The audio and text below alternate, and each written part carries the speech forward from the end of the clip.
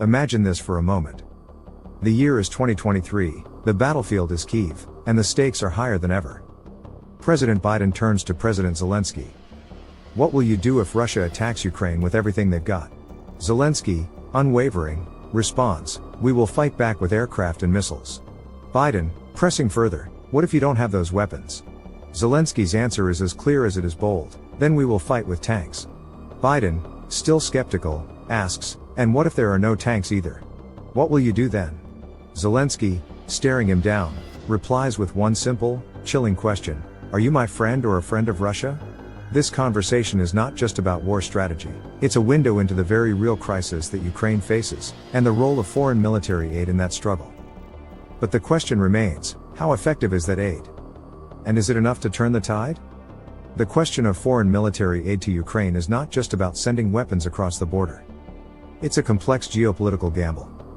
As Russia continues its aggression, Ukraine's dependence on Western military support has reached unprecedented levels. From weapons to intelligence and financial aid, these resources are vital for Ukraine's defense. But there's one major catch: much of the aid Ukraine receives is obsolete, outdated, and barely functional. Let's start with the most glaring issue: the quality of the equipment. The US and European countries have supplied Ukraine with vast amounts of military hardware, tanks, jets, and armored vehicles. But the truth is, much of this equipment is old in a way that means it should have been decommissioned years ago. These aren't just any old tanks and jets. They're relics from the Cold War era, systems that were supposed to be scrapped, not sent into a live combat zone. We're talking about vehicles, artillery, and aircraft that were never meant to face the kind of modern warfare Russia is throwing at Ukraine. But here's where it gets interesting. Ukraine's engineers and military experts have become some of the most innovative and resourceful in the world. They've managed to repair and repurpose these outdated machines, turning them into weapons of war. Ukrainian ingenuity is saving the day, at least for now. But there's a catch: repairing outdated systems comes with limitations. Eventually, these machines will reach their breaking point, and without proper upgrades or new tech, Ukraine could face significant losses. Now, let's look at why Western nations are sending these outdated systems in the first place. It's not because they're trying to undermine Ukraine's defense. The simple truth is, it's cheaper. It's far more cost-effective for the US and European countries to send old tanks and jets than it is to deliver state-of-the-art systems like F-16s or the Patriot missile defense system. Politically speaking, it's also less risky. By providing older equipment, NATO countries avoid the perception that they're escalating the conflict. Sending new, high-tech weaponry could be viewed as a direct provocation to Russia, a spark that could ignite a much wider war. And let's be honest, many Western governments are trying to avoid that scenario at all costs.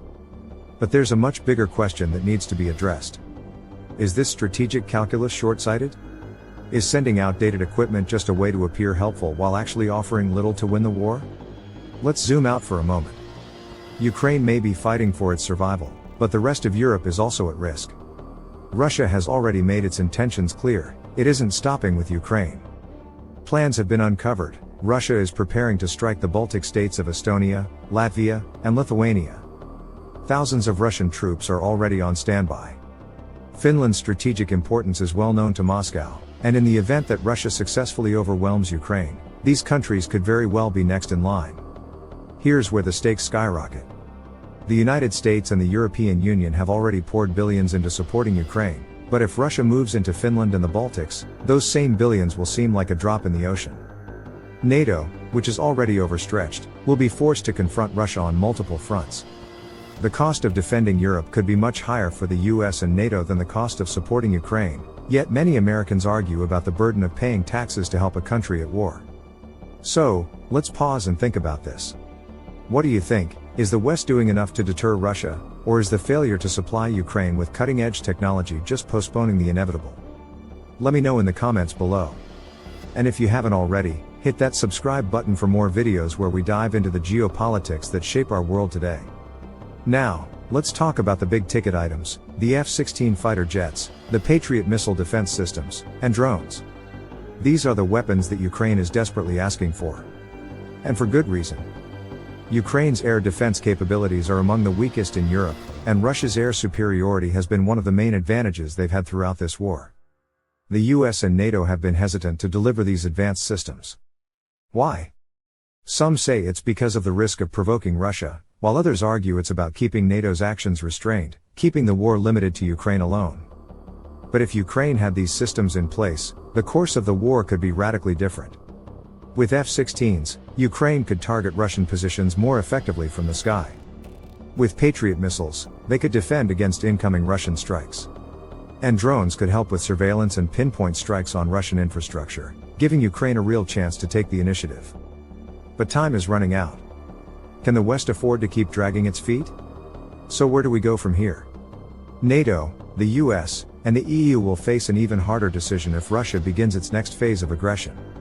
In many ways, Ukraine is a testing ground, a test of how committed the West is to its own security and values.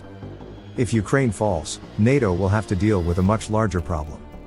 An emboldened Russia could rewrite the rules of European security, and the costs of defending Europe could be astronomical, far more than any foreign military aid sent to Ukraine.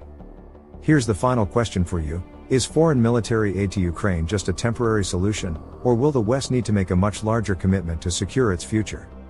Leave your thoughts below, and make sure to share this video with anyone who needs to understand what's really at stake in Ukraine. The choices made today will define the future of Europe, and the world. Stay tuned, and stay informed.